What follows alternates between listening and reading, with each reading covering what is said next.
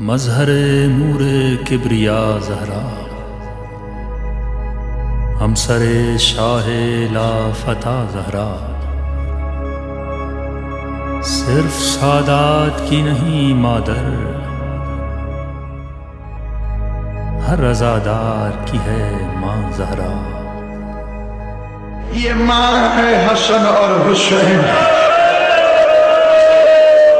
محمد مصطفیٰ تجھے دنیا کے کسی کام میں نہ رولا۔ تو کہتا ہے اس زمانے کے ظلم، تو اس زمانے کا ظلم دیکھ، محمد کی بیٹی ہے، قصور کیا ہے محمد کی بیٹی کا؟ مسجد نبوی میں اتنی روشنی ہے، آدھی رات کو سوئی مل جاتی ہے، بطول کی قبر پر چراغ جلانے کی اجازت نہیں ہے۔ اس قوم کے رونے کو یہ بات بڑی ہے، زہرا بھرے دربار میں حق مانگ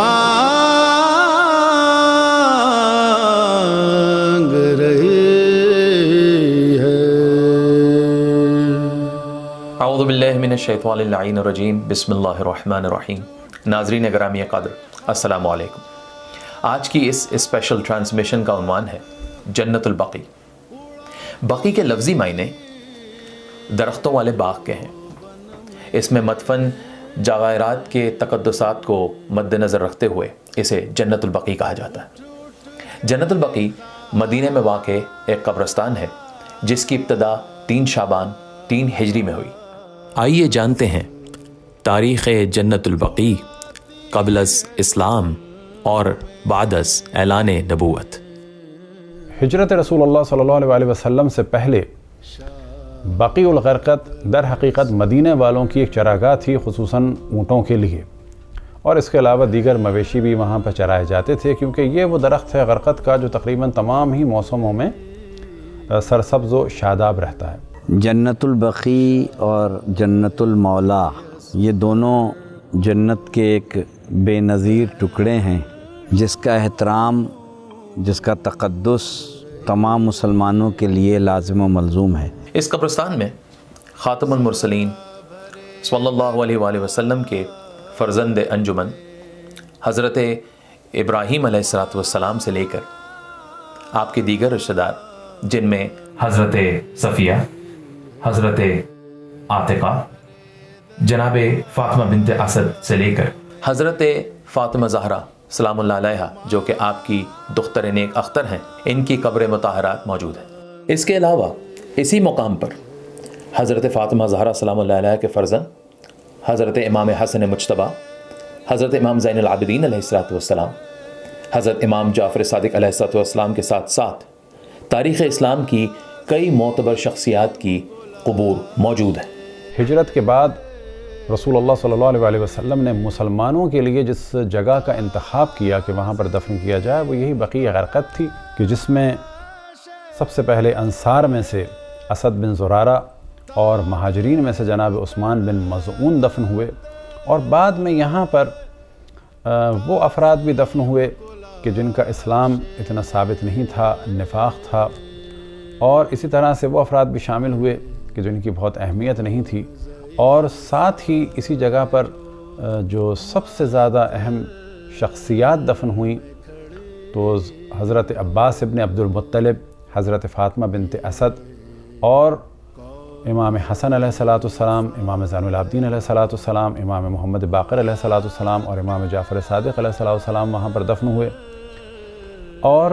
یہ والا موضوع کہ حضرت فاطمہ سلام اللہ علیہ بھی وہاں پر دفن ہیں، تو یہ توجہ رہے کہ حضرت فاطمہ سلام اللہ علیہ کے بارے میں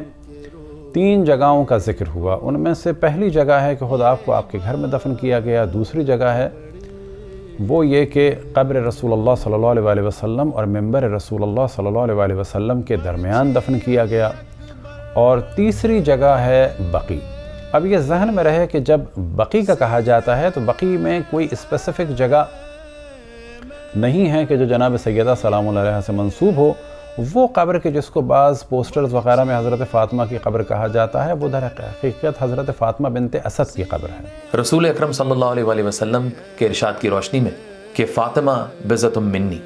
فاطمہ میرا ٹکڑا ہے، حدیث قدسی میں ارشاد ہوتا ہے کہ پروردگار عالم آن حضرت صلی اللہ علیہ وآلہ وسلم کو مخاطب کر کے فرماتا ہے کہ اے محمد، اس کائنات کو خلق نہ کرتا اگر آپ کو خلق نہ کرتا، اور آپ کو خلق نہ کرتا اگر حضرت علی مرتضیٰ علیہ السلام کو خلق نہ کرتا، اور آپ دونوں کو خلق نہ کرتا اگر حضرت فاطمہ زہرا سلام اللہ علیہا کو خلق نہ کرتا۔ جنت البقیع کے حوالے سے جب بھی بات ہوتی ہے وہ ایک بہت ہی جذباتی کیفیت تاریخ جاتی ہے۔ میں پہلی دفعہ جب سعودی عرب گیا ہوں 1997 میں، اور اس کے بعد جب وہ پروسیس ہوتا ہے وہ اقامہ بننے کا، اور اس کے بعد جو پہلی زیارت نصیب ہوئی، مدینہ جانا نصیب ہوا، تو روضہ رسول پر زیارت کی، اور روضہ رسول سے نکل کے جنت البقیع گئے پہلی دفعہ۔ تو وہ کیفیت اس وقت ایک، چونکہ آپ نئے تھے شہر میں، اور بہت زیادہ لینگویج کا بھی ایشو تھا، بالکل عربک نہیں آتی تھی، تو بہت زیادہ ایشوز یہ تھے کہ ڈر بھی لگتا تھا کہ پتہ نہیں کیسی قوم ہے یہ، اور کس طرح کا ان کا رویہ ہوگا۔ لیکن بہرحال ہم جو ہے وہ جنت البقیع گئے اور زیارت کی۔ جنت البقیع کا احترام، یقیناً جنت البقیع ایک ایسی جگہ ہے اور ایسا قبرستان جسے کہتے ہیں، آرام گاہ ہے، ایسی معزز آرام گاہ ہے جہاں نہ صرف ائمہ بلکہ صحابہ اکرام، اہل بیت اور ان سب کی قبور جو ہیں وہ موجود ہیں۔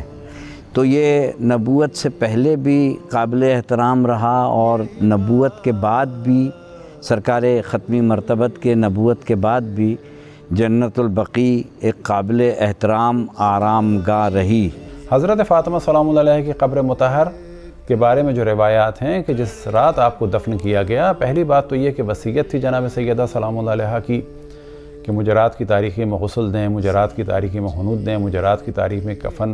دیا جائے، مجھے رات ہی کی تاریخی میں مجھ پر نماز پڑھی جائے، مجھے رات کی تاریخی میں دفن کیا جائے اور کسی کو خبر نہ ہونے دی جائے، خصوصاً ان دشمنوں کو۔ لہٰذا حضرت فاطمہ سلام اللہ علیہ کی وصیت کے مطابق آپ کی قبر جو ہے وہ بالکل گمنام رہی اور گمنام ہے۔ روایات میں ہے کہ صبح جب نمودار ہوئی تو 40 سے زیادہ نئی قبریں بقیع اور اس کے اطراف میں بنی ہوئی تھیں، تاکہ کسی کی بھی توجہ نہ ہو پائے کہ ان میں سے اصل قبر کون سی ہے۔ یہی وہ مقام ہے جہاں پر ایک حجرہ تعمیر کیا گیا تھا جسے بیت الحزن کہا جاتا ہے۔ یہ وہ حجرہ تھا جو امیر المؤمنین حضرت علی ابن ابی طالب علیہ السلام نے رحلت مصطفیٰ صلی اللہ علیہ وآلہ وسلم کے بعد اپنی شریک حیات حضرت فاطمہ زہرا سلام اللہ علیہ کے لیے قائم کیا تھا، جس میں وہ جا کر اپنے بابا پر گریہ فرماتی تھی۔ اور کون سی شخصیات یہاں مدفن ہیں اور تاریخ اسلام میں ان کا کیا کردار ہے، آئیے جانتے ہیں۔ ان کے علاوہ امہات المؤمنین وہاں پر دفن ہیں، خصوصاً حضرت ام سلمہ سلام اللہ علیہ، اور دیگر امہات المؤمنین بھی دفن ہیں۔ اسی طرح سے رسول اللہ صلی اللہ علیہ وآلہ وسلم اور مولا امیر المؤمنین علیہ السلام کی پھوپھی حضرت صفیہ وہاں پر دفن ہیں، حضرت ام البنین وہاں پر دفن ہیں، اور حضرت حلیمہ سعدیہ جو رسول اللہ صلی اللہ علیہ وآلہ وسلم کی خدمت گزار تھیں، ان کی دایا تھیں، وہ وہاں پر دفن ہیں۔ اور جو مشہور قبر ہے جس کے بارے میں ہم نے توجہ دلائی، حضرت عثمان بن مظعون کی ہے، اور بعض لوگ اشتباہ کرتے ہیں اور کہتے ہیں کہ وہ قبر جناب عثمان بن عفان یعنی خلیفہ سوم کی ہے، تو یہ ایک غلط فہمی ہے، یہ دونوں الگ الگ شخصیات ہیں۔ اب ان کے علاوہ جو شخصیات ہیں ان میں نام لیا جا سکتا ہے رسول اللہ صلی اللہ علیہ وآلہ وسلم کے فرزند حضرت ابراہیم بھی وہیں پر دفن ہیں،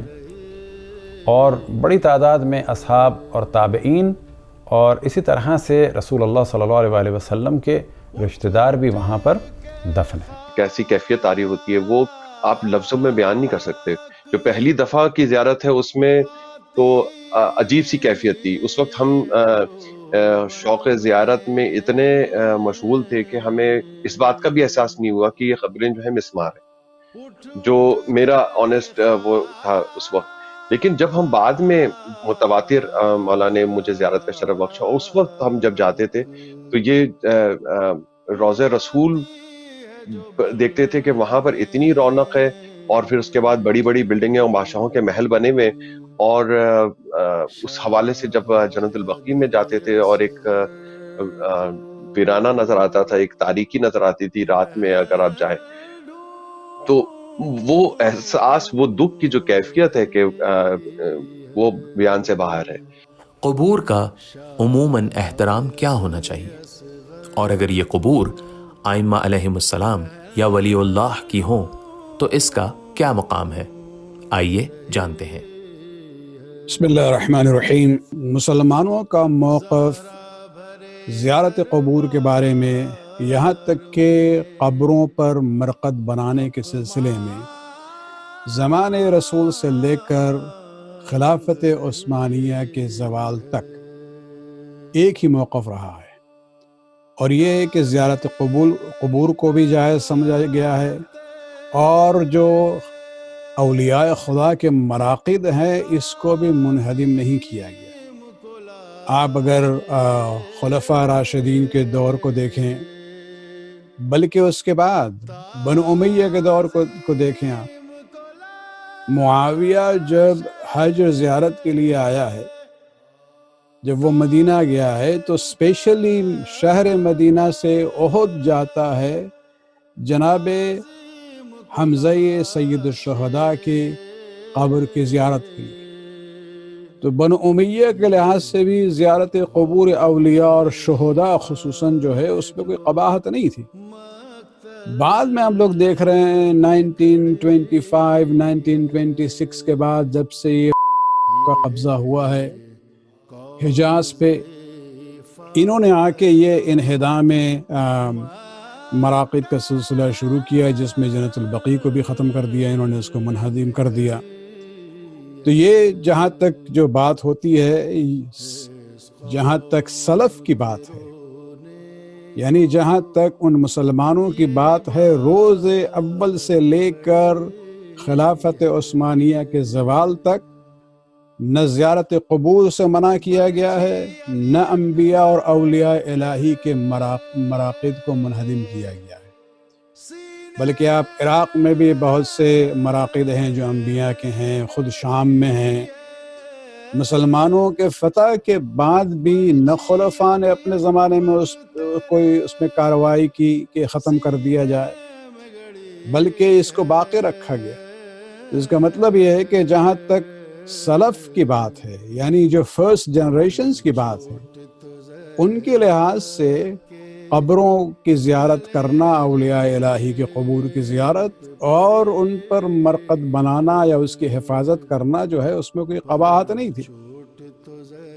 ہم لوگوں کے لحاظ سے تو بہرحال اولیاء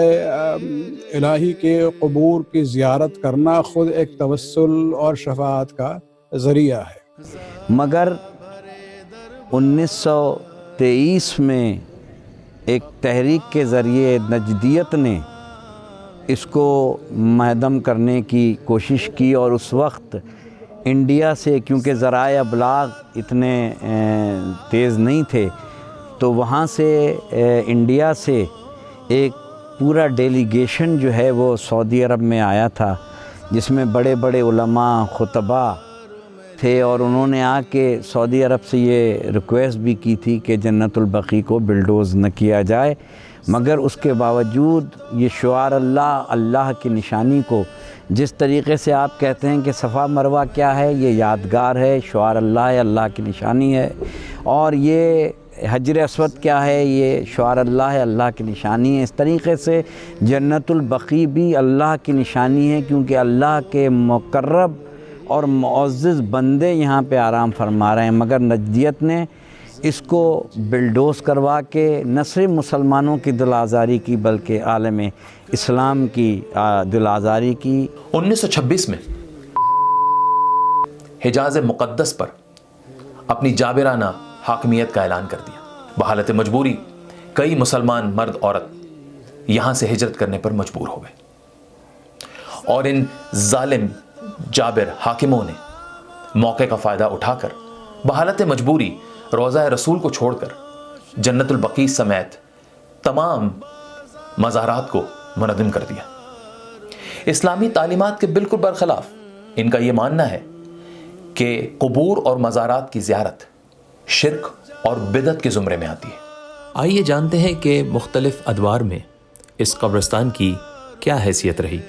تاریخی اعتبار سے یہ ذہن میں رہے کہ ہم نے توجہ دلائی کہ یہ رسول اللہ صلی اللہ علیہ وسلم کی ہجرت سے پہلے قبرستان کے عنوان سے یا کسی مقدس عنوان سے اسے نہیں پہچانا جاتا تھا۔ اب اگر یہ پہچانا جاتا ہے تو اس کی اہم وجہ شہرت جو ہے وہ ایک جرنل ہے، وہ یہ کہ رسول اللہ صلی اللہ علیہ وسلم جب ہجرت کر کے مدینہ تشریف لائے تو اس کو مسلمانوں کے لیے قبرستان کے طور پہ اس جگہ کا انتخاب کیا گیا، لیکن جو اس کا تقدس ہے وہ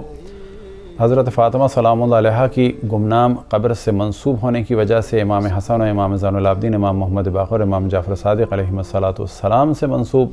اسی طرح سے جناب عباس ابن عبد المطلب، جناب حضرت فاطمہ بنت اسد اور دیگر اہل بیت علیہ السلام سے منسوب ہونے کی وجہ سے اس کا زیادہ تقدس ہے۔ بعد میں جب بنو عباس آئے تو بنو عباس نے بھی خصوصاً 4 ائمہ علیہ السلام کے روزوں کا احترام ہی کیا، اور اس کی اصل وجہ یہ تھی کہ وہیں پر قبر تھی جناب عباس ابن عبد المطلب کی، اور جناب عباس ابن عبد المطلب ہی کی نسل سے بنو عباس تھے۔ اب انہیں کیونکہ اپنے جد کی قبر کا احترام کرانا تھا تو حضرت فاطمہ بنت اسد کی قبر کا احترام بھی لامحالہ ہوا، اور ساتھ ہی 4 ائمہ اہل البیت علیہم السلام یعنی امام حسن، امام زین العابدین، امام محمد باقر، امام جعفر صادق علیہم السلام کی قبر کا بھی احترام ان کے زمانے میں باقی رہا، اور لوگ وہاں زیارتوں کے لیے آتے تھے۔ انتہائی دکھ کے ساتھ یہ بھی بتاتا چلوں کہ یہ ظلم پہلی دفعہ نہیں ڈھایا گیا۔ اس سے قبل 1806 میں بھی ان مقامات مقدسہ کو ڈھا دیا گیا تھا، جسے دوبارہ تعمیر کرایا گیا، اور 1926 میں جب یہ سانحہ دہرایا گیا تو اس کے بعد اس کا ازالہ نہ ہو سکا۔ اور پھر ہم جب وہاں جاتے تھے تو وہ متوج وہاں پر کھڑے ہوتے تھے، وہ جو آپ کو دعا نہیں مانگنے دے رہے، اور کوئی نوح سلام وغیرہ کی تو خیر بالکل بات کی بات ہے، لیکن ہمیں کوئی بھی یعنی ہم صرف اگر فاتحہ نظر کوئی بھی پڑھنا چاہے، کچھ بھی پڑھنا چاہے تو وہاں پر نہیں کر سکتے تھے۔ تو بی بی ام البنین کی جو قبر مبارک ہے وہ بالکل جنت البقیع کی دیوار کے ساتھ ہے۔ تو آپ جب جنت البقیع کی دیوار کے ساتھ ساتھ باہر سے اگر آپ جا رہے ہو تو آپ ڈائریکٹ بالکل ایسا لگتا ہے کہ آپ جالی ہے اور جالی کے اس طرف قبر ہے۔ تو وہ وہاں پر کھڑے ہو کے اکثر ہمیں موقع ملتا تھا تو ہم وہاں پر زیارت بھی پڑھتے تھے وہاں سے، اور نوح خوانی وغیرہ کا بھی شرف حاصل ہوا ایک آدھ مرتبہ جب رات میں گئے اور کوئی نہیں تھا آس پاس میں تو ہم نے وہاں نوح بھی پڑھا۔ تو وہ کیفیت یہی ہے کہ اندر جا کے عجیب ہی ایک سلسلہ ہوتا ہے کہ دکھ کی کیفیت ہوتی ہے، وہاں آپ لوگوں کو گریہ زاری میں دیکھتے ہیں، اور اس کے کنٹراسٹ میں وہ جو مختلف مسالک کے جو لوگ وہاں پر ہوتے ہیں وہ ایک اس کو وہاں سے گزر رہے ہوتے ہیں، بس ان کا کائنڈ آف وہ زیارت کر رہے ہیں، کیا کر رہے ہیں وہ معلوم نہیں چلتا، لیکن متوج جو ہے وہ ہمیں کانسٹنٹلی منع کر رہے ہوتے ہیں کہ آپ نے یہ کام نہیں کرنا۔ اور ان کی جو روش تھی وہ یہی روش تھی کہ یہ قتل عام کے ذریعے سے اسلام کو پھیلانا چاہتے تھے اور اپنی حکومت کو بڑھانا چاہتے تھے۔ تو 1805 میں کہ تقریباً 1220 کے زمانے میں بھی اس وقت بھی مکہ مدینہ پہ حملہ کر کے اس کو تاراج کیا تھا، قبروں کو مسمار کیا تھا، اور کافی عرصے تک ان کے پاس یہ رہی تھی، تقریباً 2-2.5 سال۔ پھر سلطان محمود دوم کے جو آٹومین امپائر کے بادشاہ تھے، پھر انہوں نے جنگ کی اور مکہ مدینہ کو بازیاب کرایا اور دوبارہ تعمیرات کا سلسلہ ہوا، اور یہ جو گنبد رسول اللہ صلی اللہ علیہ وسلم ہے اور یہ جو جالیاں لگی ہوئی ہیں یہ اس زمانے کی ہیں۔ بعد میں انہوں نے فائنلی جو حملہ کیا وہ کیا 1926 میں، اور ہوا یہی کہ انہوں نے دوبارہ پاور میں آنے کے بعد اس کام کو انجام دیا، اور اس دفعہ انہوں نے جنت المعلا یا معلا، اسی طرح سے اصحاب احد اور بدر کے جو شہداء کی قبور تھیں ان کو ویران کیا، اور خصوصاً ان کا جو فوکس رہا وہ بقیع میں ائمہ اہل البیت علیہم السلام سے منسوب قبروں پہ رہا۔ اب سلفیوں کا ایک نظریہ ہے اور وہ یہ کہ ہر قبر پر سے عمارت کو گرا دینا چاہیے، حتیٰ وہ کہتے ہیں کہ جو گنبد رسول اللہ صلی اللہ علیہ وسلم ہے، اس کو چھوڑنا بھی بدعت ہے اور اس کا گرانا بھی واجب ہے۔ سلف سے مراد ارلیئر فرسٹ جنریشنز آف اسلام، یعنی یہ در حقیقت جو اسلاف ہیں ان کے صحیح معنوں میں پیروکار ہیں۔ لیکن اگر آپ زیارت قبور اور مراقد کے اس انہدام کے مسئلے کو دیکھیں تو سلف کے تمام رویہ، چاہے وہ دور خلفاء راشدین کو دیکھیں، دور بنو امیہ کو دیکھیں، دور بنو عباس کو دیکھیں، دور خلافت عثمانیہ کو دیکھیں، تو ان کا عمل جو ہے وہ سلف کے ساتھ نہیں ملتا ہے۔ یہ سلفی نہیں ہیں بلکہ یہ ناخلف ہیں، یہ اپنے اسلاف کے رویے اور طریقے سے بالکل ہٹ کے عمل کرتے ہیں، لہٰذا ان کا تعلق اسلام کے فرسٹ جنریشن سے نہیں ہے، بلکہ اسلام نے، مسلمانوں نے ان تمام سلسلے کو جاری رکھا اور کسی نے روکا نہیں ہے۔ یہ کج فہمی ہے جہاں اس نے زیارت قبور کو جو ہے شرک اور عبادت قرار دیا ہے۔ عبادت میں اور زیارت میں آسمان اور زمین کا فرق ہوتا ہے۔ اگر ہم سن 1800 سے قبل کی تاریخ کا مطالعہ کریں تو یہ بات واضح ہو جاتی ہے کہ مقام جنت البقیع نہ صرف انتہائی ادب و احترام کی نگاہ کا حامل تھا بلکہ اس کی فن تعمیر میں بھی اضافہ ہوتا رہا۔ سلطنت عثمانیہ نے بھی اپنے دور میں مکہ اور مدینہ کی آرائش و زیبائش کا مکمل خیال رکھا۔ اس دنیا میں مذہب اسلام کے علاوہ دوسرے ادیان بھی رائج ہیں۔ آئیے جانتے ہیں کہ ان دوسرے مذاہب میں قبور کا کیا احترام ہے۔ اب ایک موضوع کی جانب توجہ رہے کہ قبر چاہے کسی مسلمان کی ہو چاہے کسی نان مسلم کی ہو، وہ تمام انسانوں کے لیے اس میں ایک درس ہے عبرت کا، وہ یہ کہ ہم یہاں پر ہمیشہ کے لیے نہیں آئے ہیں۔ یہ قبر عیسائی کی ہو، یہودی کی ہو، یا کسی ہندو کی سمادھی ہو، یا کسی بھی اعتبار سے ہو، اس سے ہمیں پتہ چلتا ہے کہ ہماری جو اصل لائف ہے وہ یہاں پر نہیں ہے۔ جہاں تک دور حاضر میں دینی شخصیات کے قبور کا مسئلہ ہے کہ مسلمانوں کا کیا رویہ ہے، بلکہ ہم یہاں صرف دینی شخصیات کی بات نہیں کہیں گے بلکہ قومی شخصیات کے سلسلے میں بھی آپ رویے کو دیکھیں۔ اس دور میں مثلا ملک پاکستان میں جناح صاحب کا مرقد بنا ہے یا نہیں بنا ہے؟ وہ ایک قومی عمارت ہے، سبھی جاتے ہیں وہاں، احترام بھی کرتے ہیں۔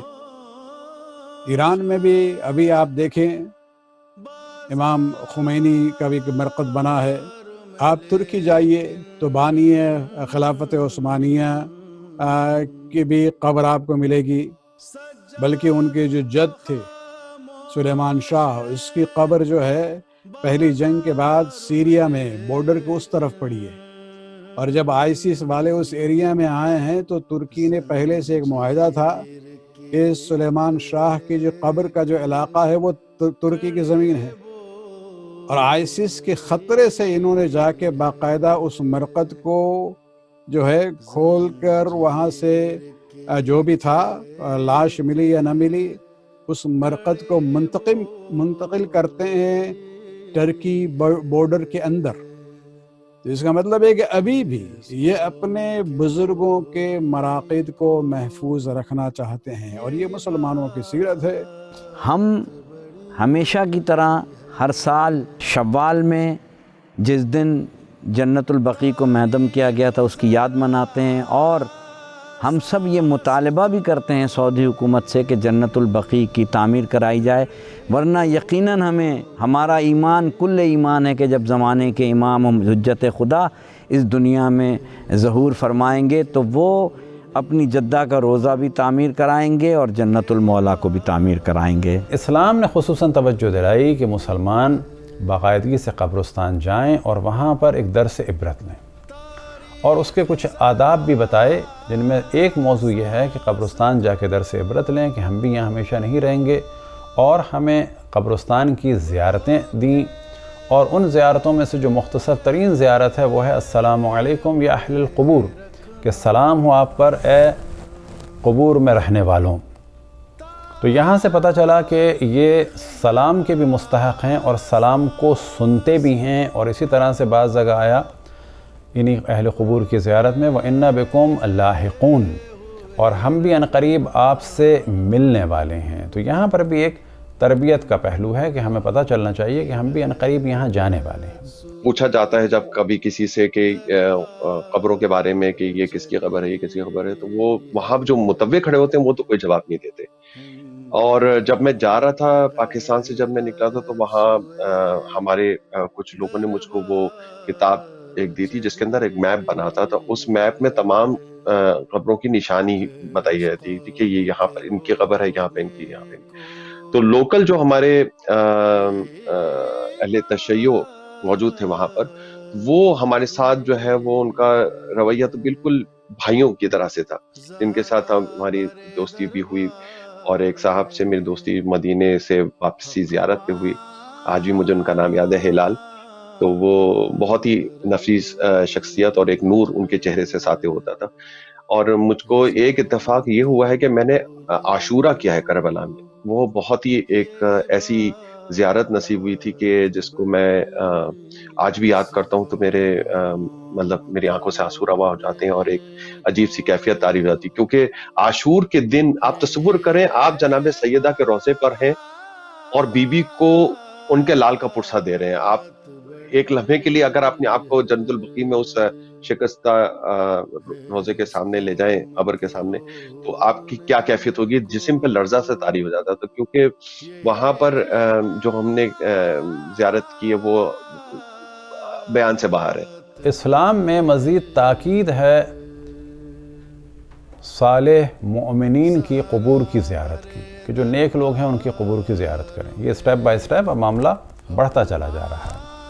پھر اس میں اگلے مرحلے میں آ جائیں تو والدین کی اور اپنے بزرگوں کی قبور کو یاد رکھنا، اور خصوصاً تاکید ہے اگر کوئی مشکل میں مبتلا ہو تو اپنے والدین کی قبر پہ جا کر دعا مانگے اللہ سبحانہ و تعالیٰ سے۔ بس اپنی حاجات کو پورا کرنے کے لیے اللہ سبحانہ و تعالیٰ کی بارگاہ میں دعاؤں کو پیش کرنے کے لیے جو ایک بہترین جگہ ہے وہ ہے والدین کی قبر، بس اس کا ایک خاص احترام ہے۔ اب تدریجاً آگے بڑھیں کہ جن لوگوں نے ہمیں دین سکھایا ہو ان کا انسان تشکر ادا کرے ان کی قبر کے پاس جا کے، اور کیونکہ انہوں نے ہمیں خدا رسول اور ائمہ سے قریب کیا، خدا رسول اور ائمہ کی معرفی کرائی، خدا رسول اور ائمہ کو پہچانوایا، تو اس پہچانوانے کا اور اس معرفی کا اور اس دین کو دینے کا تشکر یہ ہے کہ ہم وہاں جائیں۔ اور اسلامی تعلیمات یہ ہیں کہ قبرستان میں جو لوگ ہیں یعنی جو دفن ہیں وہ آنے والے کو پہچانتے ہیں اور خوش ہوتے ہیں۔ ائمہ اطہار علیہم السلام، ولی اللہ اور دیگر دینی شخصیات کی قبور کی زیارت کا شرعی مرتبہ کیا ہے، آئیے علماء کلام سے جانتے ہیں۔ عام قبور کی بات ہے یا اولیاء الہی اور ائمہ کے قبور کے احترام کی بات ہے، بہرحال جہاں تک زیارت قبور کی بات ہے یہ تو سب کے لیے ہے۔ عام مسلمان اور مومن کی قبر کی زیارت کرنا بھی ایک لحاظ سے سنت ہے۔ جناب رسول اسلام صلی اللہ علیہ وآلہ وسلم کی زندگی میں واقعات ملتے ہیں کہ غالباً اگر ہمیں دقیقاً وقت یاد نہ ہو کہ ہفتے میں ایک بار وہ جاتے تھے جنت البقیع میں۔ جنت البقیع میں سب کی قبریں وہاں ہوتی تھی، تو خود یہ جو ہے سنت نبوی ایک لحاظ سے اس میں کوئی قباحت نہیں ہے۔ جہاں تک قبور اور مراقد اولیاء الہی کی بات ہے تو اس میں بہرحال استحباب بھی ہے، خصوصاً اہل بیت کی جب بات ہوتی ہے، اور اس میں آپ دیکھیں یہ ایک طریقہ ہے اجر رسالت کو ادا کرنے کا۔ جن کو اللہ سبحانہ و تعالیٰ نے منتخب فرمایا ہے پیغام رسالت کو پہنچانے کے لیے، انبیاء علیہم السلام اور ان کے پھر اوصیاء کے جن کا کام ہے اس پیغام رسالت کو بچانا۔ تو کیونکہ یہ قبریں ان ہستیوں کی ہیں جنہوں نے اللہ کے ذکر کو بلند کیا، تو ان قبروں کا یعنی انبیاء اور ائمہ کی قبروں کا اور زیادہ احترام ہے۔ بڑھتے چلے جائیں تو کہا جائے گا کہ تمام کائنات میں جو ذات مقدس سب سے افضل ہے اللہ سبحانہ و تعالیٰ کے بعد، وہ ذات ہے ذات مقدس رسول اللہ صلی اللہ علیہ وآلہ وسلم، اور انہی کے ذریعے سے ہمیں صحیح معرفت عطا ہوئی توحید کی، اور ان کے بعد ان کے نفس، ان کے وسیع، ان کے وزیر مولا امیر المومنین کے ذریعے سے ہمیں معرفت ہوئی۔ تو کیا ہے کہ اس قبر کا اور زیادہ احترام ہے، کیونکہ ان کے ذریعے سے ہمیں معرفت عطا ہوئی۔ جس زمانے میں کے دور سے پہلے جنت البقیع میں مختلف مسلمان صدر اول کے قبر پر جو ہے عمارت بنی تھی، لیکن سب سے بڑی عمارت اور شاندار عالیشان عمارت جو ہے وہ اہل بیت کے قبور پر تھی، اس لیے کہ بہرحال اہل بیت کا مقام مسلمانوں کی نظر میں دوسروں سے بالاتر ہے، تو لہٰذا یہ فرق اپنی جگہ پہ ہے، لیکن بہرحال تمام قبور کی زیارت جو ہے اس میں کوئی قباحت نظر نہیں آتی۔ انہوں نے شور مچایا ہے کہ ان کی قبر پہ جانا اصل میں عبادت ہے قبر کی، اور غیر خدا کی عبادت حرام ہے۔ تو یہاں پر ہم ایک جواب دیتے ہیں کہ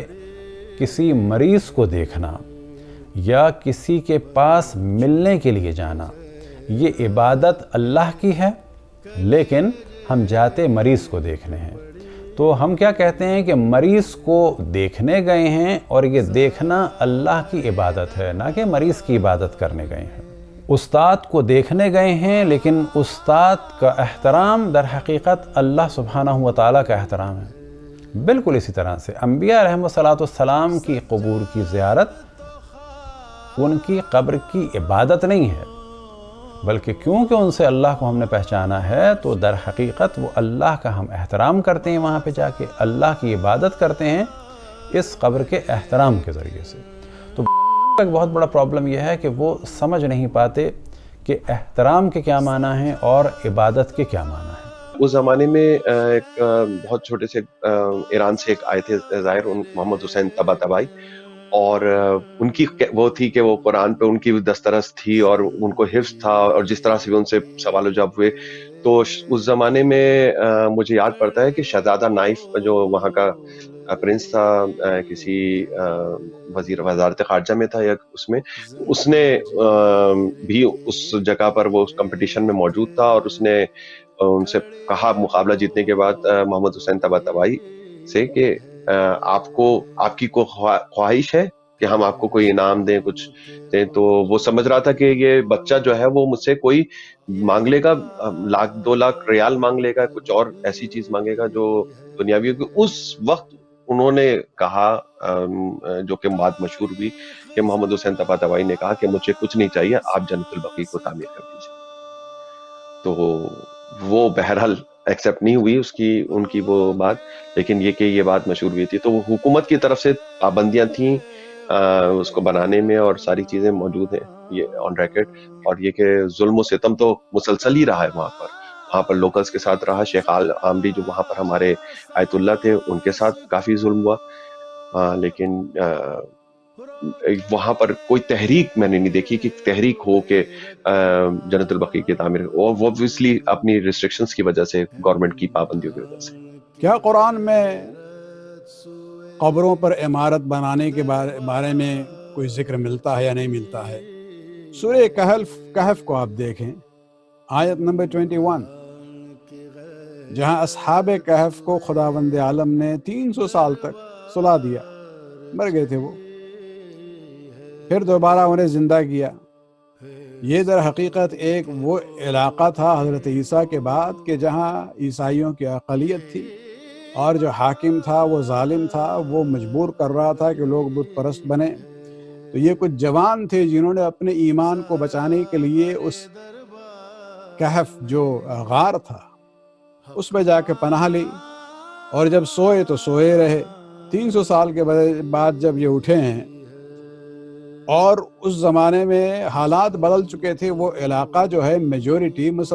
عیسائیوں کا ہو چکا تھا، عیسائیوں کا قبضہ تھا،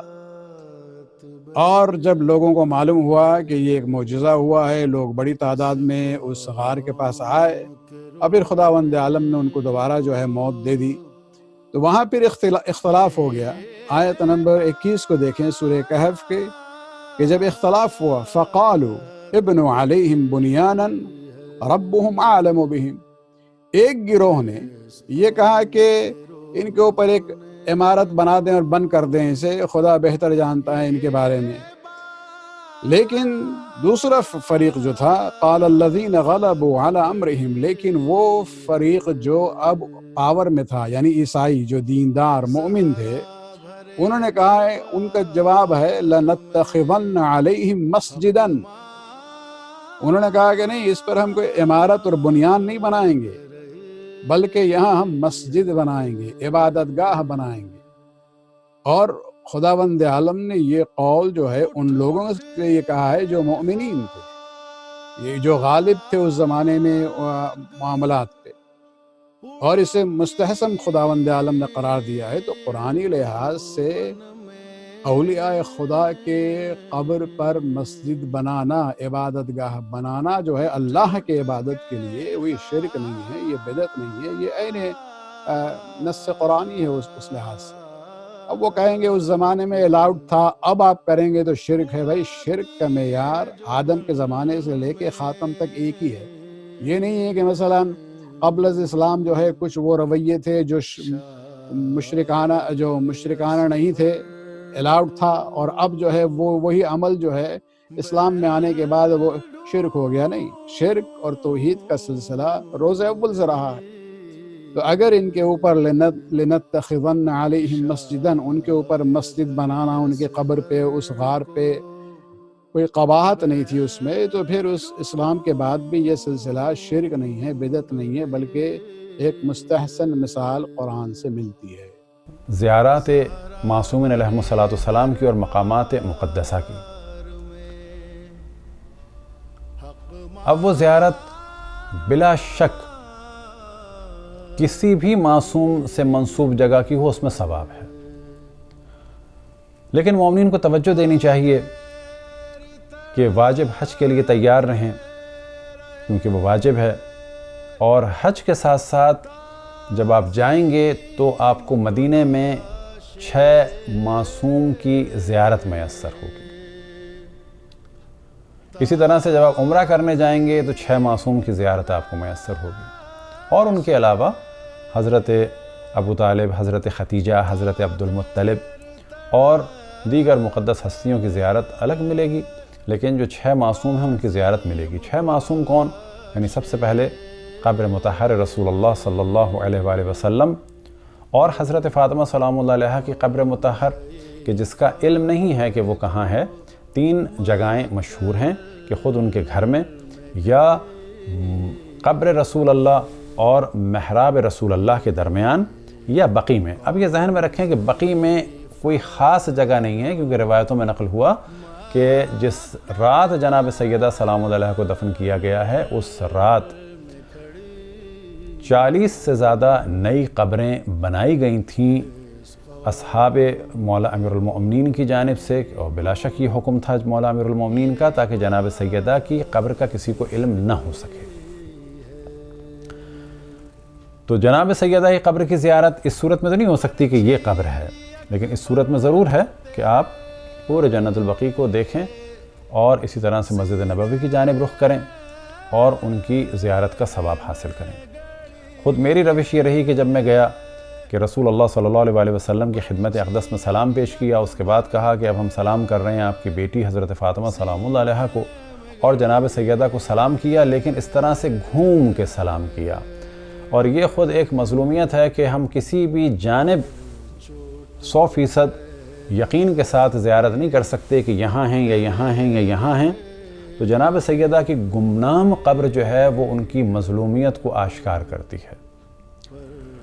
تیسرے نمبر پر امام حسن علیہ السلام، پھر امام زین العابدین علیہ السلام، امام محمد باقر علیہ السلام، اور امام جعفر صادق علیہ السلام۔ یہ 6 معصوم کی قبر آپ کو حج اور عمرے کے دوران ملے گی، لہٰذا اس میں شک نہیں کہ ایران عراق جانا آسان ہے، سستا ہے، لیکن دعا کرنی چاہیے، کوشش کرنی چاہیے، اور خصوصاً واجب حج کو ادا کرنا چاہیے، کیونکہ حج بھی ادا ہوگا اور ساتھ میں 6 معصوم کی زیارت سے مشرف ہوں گے، عمرہ بھی ادا ہوگا اور 6 معصوم کی زیارت سے مشرف ہوں گے۔ اور ان زیارتوں کا زیادہ اہتمام اس وجہ سے کرنا چاہیے کہ ان کو ذہن میں رہے کہ ہم نے تمہاری تمام غنڈہ گردیوں اور ظلم کے باوجود ہم نے ان معصومین کی زیارات کو ترک نہیں کیا ہے۔ جنت البقیع میں زیارت کرتے ہوئے مومنین بہت احتیاط کرتے ہیں، کیونکہ جو بھی عمرے پر گئے ہوئے ہوتے ہیں وہ بھی اپنی کچھ ان پر ریسٹرکشنز ہوتی ہیں، اور جو وہاں جاب کر رہے ہوتے ہیں، جیسے میں تو جاب کے حوالے سے وہاں موجود تھا، تو وہ بھی کرتے ہیں کہ کہیں ان کی جاب وغیرہ کا کوئی ایشو نہ ہو۔ لیکن اگر ایسا وقت مل جائے جو بالکل آپ فجر کے بعد کا وقت جو ہے وہ اگر آپ اس وقت چلے جائیں تو وہ ایک موقع ہوتا ہے جس وقت آپ کو ایسا مل جائے کہ جس میں تھوڑی سی تنہائی مل جائے گی آپ کو، اور لیکن وہاں پر متوس لوگ بھی کھڑے ہوتے ہیں، لیکن اس وقت مجھے عموماً یہ احساس ہوا کہ فجر کے فوراً بعد اتنی وہاں پر وہ سختی نہیں دیکھی میں نے۔ ہم جب رسول اللہ صلی اللہ علیہ وسلم کی زری کو چومتے ہیں تو ہم لوہے کو یا سونے چاندی کو نہیں چومتے، ہم رسول اللہ صلی اللہ علیہ وآلہ وسلم کے احترام میں جو چیز ان سے منسوب ہے، جس طرح سے تم نے قرآن کے احترام میں جلد کو چوما، ہم ان کے احترام میں ان کی قبر مطہر کو یا جو چیز اس کے اوپر ہے اس کو چومتے ہیں۔ تو یہاں سے پتہ چلا کہ ایک چیز ہے احترام، کسی چیز کو رسپیکٹ دینا، اور دوسری چیز ہے کسی کی عبادت کرنا۔ تو ہم جب بھی جاتے ہیں کسی بھی معصوم کی یا ان کے علاوہ کسی کی قبر کی زیارت کے لیے، تو وہاں یوں جاتے ہیں کیونکہ انہوں نے اللہ کی معرفت کرائی ہے، اور جب اس کو رسپیکٹ دیتے ہیں یا حتیٰ اگر چومتے ہیں تو وہ چومنا اس وجہ سے ہوتا ہے کہ ان کو ایک احترام دے رہے ہیں، وہ اللہ کی عبادت ہوتی ہے نہ کہ ان کی عبادت۔ مظہر نور کبریا زہرا، ہم سر شاہ لا فتح زہرا، صرف سادات کی نہیں مادر، ہر رضادار کی ہے ماں زہرا۔